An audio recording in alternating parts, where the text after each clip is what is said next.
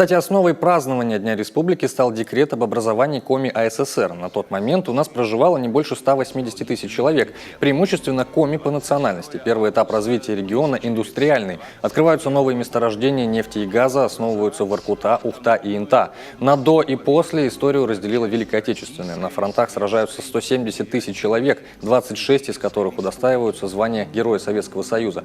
Вторым периодом бурного промышленного освоения стали 60-е и 70-е годы. Силами комсомольцев поднимаются Сыктывкарский ЛПК, Вуктыл и Усинск. А вот к концу 90-х Коми вместе со всей страной выходит из экономического шока, рассчитывая отныне исключительно на свои неисчерпаемые возможности и потребности рынка.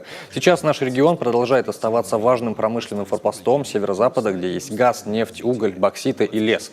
Это отмечают многие уважаемые жители. Очень хочется пожелать всем моим друзьям, моим землякам хорошего настроения. Если идет дождь, радуйтесь дождю. Если идет снег, радуйтесь снегу. Плохого настроения быть не должно. Мы живы, и это замечательно. Когда находишься на старте крупнейших соревнований, то всегда вспоминается Родина, твой дом, где родился. Ну, а если когда на пьедестале, это, конечно, все связано также опять с Родиной, с флагом своим. Поэтому я как-то даже и не задумывался в лучшие годы уехать из Коми.